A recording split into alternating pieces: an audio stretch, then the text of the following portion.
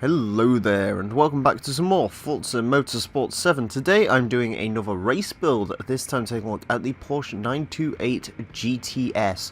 One of my favourite Porsches, actually. I really like this car. This was a front-engine V8 Porsche which was designed to, well, replace the 911. It never really did, but the 928 was quite an icon in its own right. It became European Car of the Year once. It went on for a pretty long and successful life. I believe it was 1975 until about 1994, 95. So, you know, it did manage a good old 20 years or so. This is a GTS model, which is one of the final models of 928, and in my opinion, it's the best looking of the 928 Porsches. Admittedly, a few people do have issues with the design. I can perfectly understand why. The early ones do look really very odd, but I do think these later cars do look a lot better. Anyways, my plan with today's build is to really bring this thing up to the modern age. So you can sort of see it is C464 now. I want to turn this thing into sort of a modern Grand Tourer almost, so we'll see what we can do to it. I think I'm going to aim for either B class or A class. We'll see how sort of the PI climbs and so on and so forth. So first off, I don't really want any aero parts. God, that wing looks weird. It's a hard car to mount a wing on. I like how every single Porsche has a wing that's hard to mount. Anyways, stock engines. Let's see what we have. Okay, so the stock engine is, as I said, a V8, 345 horsepower, naturally aspirated, I believe, so not too bad for the year. We can stick in the 6.2 litre V8, or we can stick a NASCAR engine in it. As tempting as that is, that'll be something we explore on another day. I have something planned for stuff like this, so should we leave the stock engine in, or do I want the 6.2 litre V8? The V8 slightly less rev happy. I'll leave the stock engine in, see what we can do. I will leave the drivetrain as is as well. We will have, in the spirit of modern cars, twin turbos. Because, well, every car apparently has unnatural aspiration these days. Tyres. If we're trying to make this sort of more of a street car, we probably need sport tyres, because they're technically still road legal. 265s on the front, and we will get 315s on the rear. Okay, so that's pretty good. PI is climbing fast. I think we're definitely going to have to take this into A class. Especially now that we're going to have to put in a modern gearbox, which this car is going to desperately need. It is going to get a differential as well. It will need modern brakes, because of course it will. It will need modern suspension. Probably needs rigiding up a bit as well, so we will go for sport reinforcement. Now, as far as weight reduction goes, I'm trying to turn this into sort of a modern Grand Tourer, so I'm probably going to leave weight reduction out of it. So, yeah, that's probably my idea, because I kind of want to keep all of the comfort and so on and so forth with this car. Ironically, it's still pretty light, especially considering sort of more modern vehicles. Right, let's just go for power, I guess, now then, because there's not really much more we can do. I might strip some more weight out through various means later on. Do we want to bore the engine out? No, we won't. Turbos, I don't really want too steep of a power climb, so I'll only go for the Sport Twin Turbo. We will also upgrade the intercooler. I feel might be a good idea, because why not? Can we bring the weight distribution down to 50-50 again? That would be quite nice. Air filter, that's the other thing that sort of lightens cars up a bit. Yeah, the intercooler made the front slightly heavy, which probably might not be a terrible idea on this car. I don't know. Alright, let's install these bits. We'll pretend that's like a double clutch or something. You know, again, it's all about modernising the car, because it isn't particularly modern as it is at the moment. Alright, A698, we need 2 more PI. Let's see how we can find those. Might just take the intercooler out, because I kind of do want that 50-50 weight distribution. I also kind of want to keep the weight low down, so yeah, we'll just have the flywheel. Excellent. So 605 horsepower, A-class, 700, 3,500 pounds of weight. Considering this is supposed to be like a modernized car, that's actually pretty good. Because, yeah, most modern GT cars weigh a hell of a lot more than that. I'm actually happy with that gearbox as well. 3.8 seconds to 60, 217 miles per hour. We will lower it slightly, although apparently this car has extremely high ride height from stock. Alright. So there we go. Let's have a quick look at the final breakdown of the statistics. We have 605 horsepower, 565 foot-pound of torque, 3,552 pounds of weight. Front rear rate distribution of 50%, which is good, 50-50, and it is a 700. Right, so now all we need is a track to race this at. I will see you on track. Okay, there we go, finally. This game's loading times are absolutely ridiculous, but I've decided to take my grand touring mission to Prague, because that seemed like the best place to take it. And if I've got this right, yes, we are in a field with a bunch of other grand touring cars, essentially, and some other random stuff. Anyways, what we will do is we will do that, so we can start at the back of the pack. We have the highest PI car here.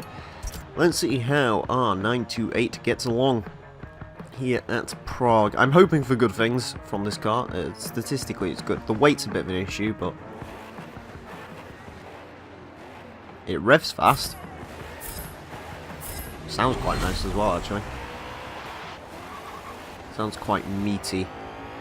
Alright, here we go. Ooh! I forgot that the AI likes to have a bit of an incident. They'll probably go very, very slow through this first corner, so we will prepare ourselves for that. Yes, they will! Don't you just love Forza AI? They didn't really do that very often on Forza 6, but for whatever reason on Forza 7, I have not got the driver-to limit aggression thing on, because usually that prevents that from happening so much, but yeah. I don't know, maybe I'll start reducing the amount of cars I put in a field, because, yeah, that does happen rather often. Anyways, we have a DB7. Oh, it's DB7. I wish it was a DB7. We have a DB11 in front of us, which is sort of, if this car was real, what this car would be going up against. A little bit of understeer through some of the faster sweepers. It feels controlled, though. I mean, how much horsepower does this have? 605 horsepower rear-wheel drive car. It feels pretty darn solid. I can sort of really stick the throttle down, and it really does not have an issue with it. Which is pretty good, especially for a turbocharged car. Last time out we had, what was it?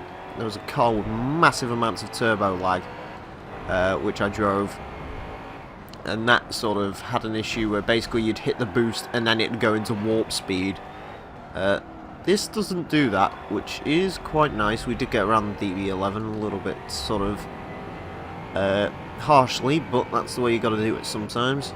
Alright, we have a Bentley Continental Super Sports in our sights. Pretty cool. Whoa! Okay, steering not quite as, or I don't actually know what happened there. Either the steering was too accurate or too inaccurate. I'm not actually sure. Steering does feel a little bit on the heavy side, which I guess makes sense. I mean, while all of the weight, it's 50-50 weight distribution, there's still a fair amount of weight on the front, which probably is not good for those front tyres. Plus, the front tyres are a lot smaller than the rear tyres. We're going to go past about 3 people through that corner, which is nice, and we might even be able to take an RS6. Yeah, there's just some understeer, which is a bit of an issue. Hello there, Jaguar. Right. Yeah, it does sound pretty nice. I'll give it that. Ooh, I reckon that Audi's going to careen into a wall. He's actually held it a lot better than I was expecting. And usually when AI get airtime or something unusual like that, usually their first reaction is to stomp on the brakes or don't use brakes. I think the RS6 actually got a little bit sideways through there as well, which is interesting. Ooh.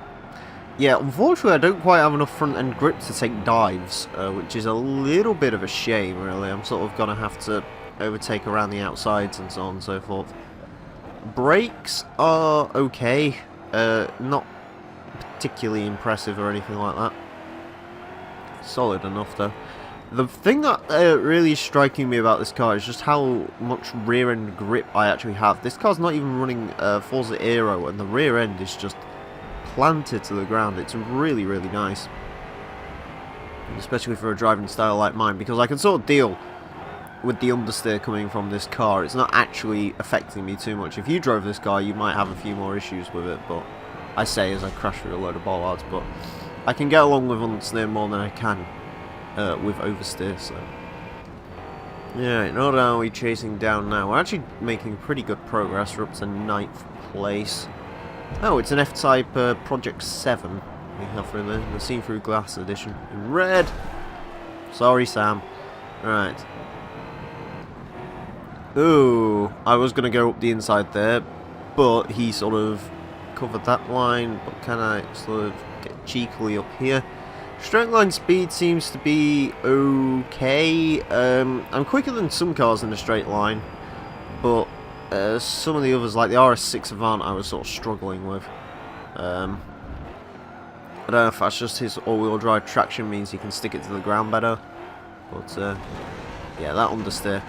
Yeah, it's a bit excessive, gotta be honest. This car probably would benefit from some front aero. It's completely smashed to fuck, but I can't really say I expected much different there. But yeah,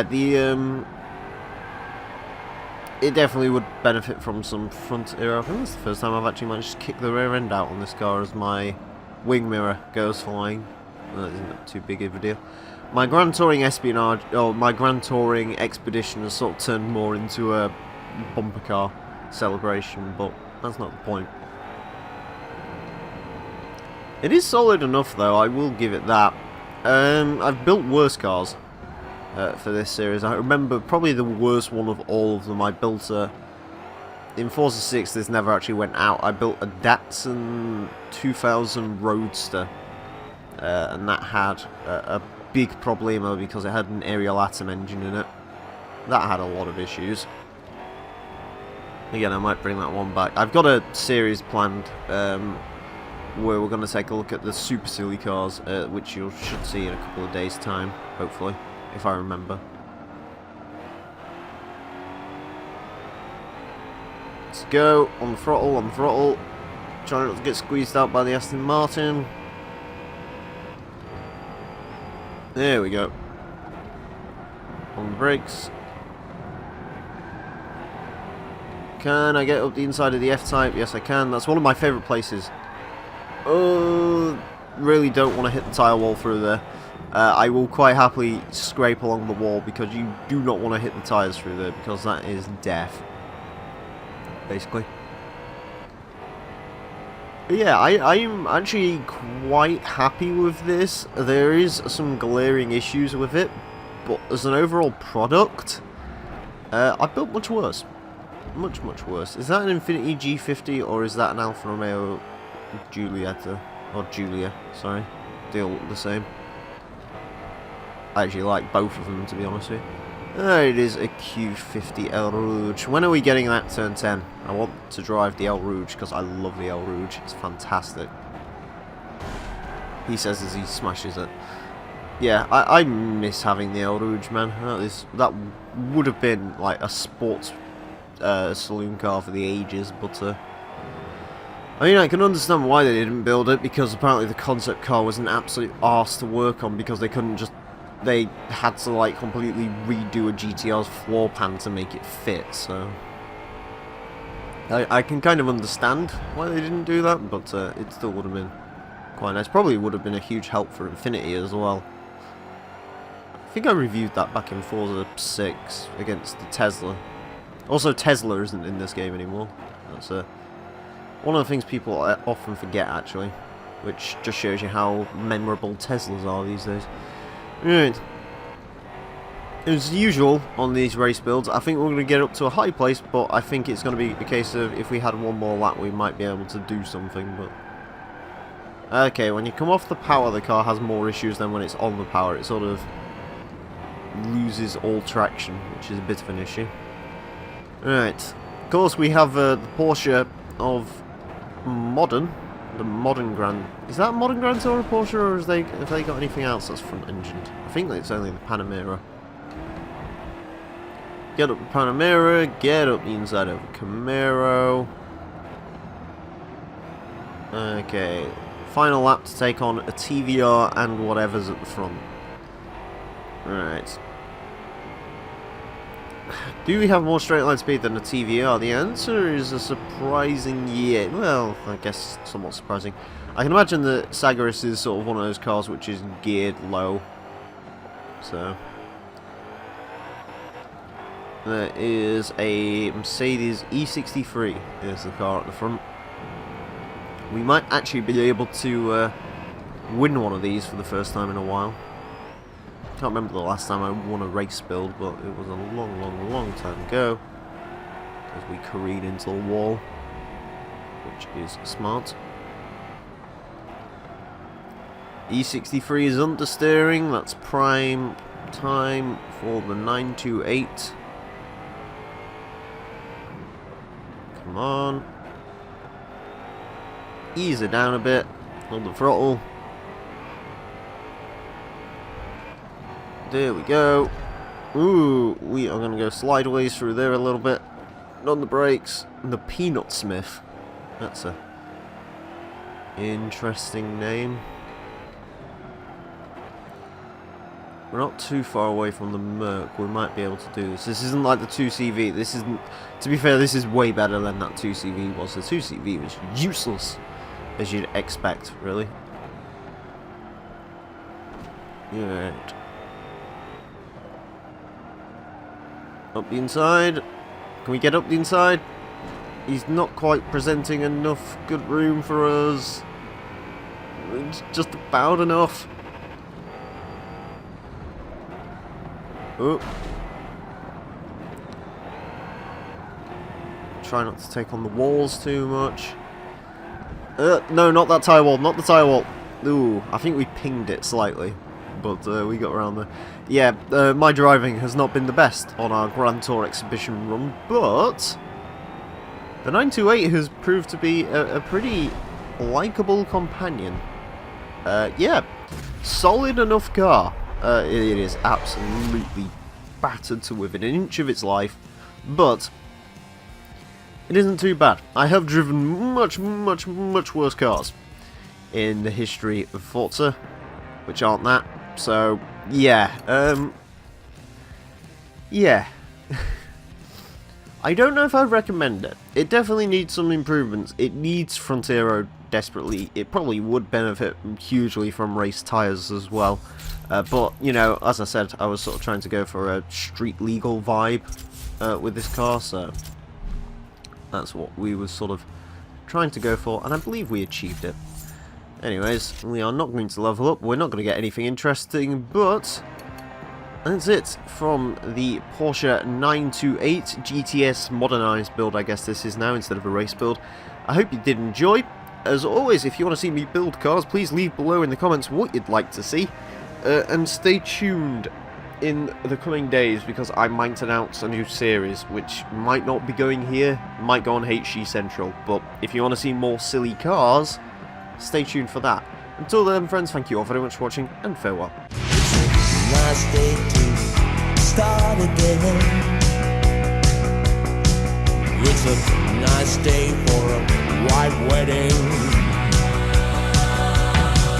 It's a nice day to start again.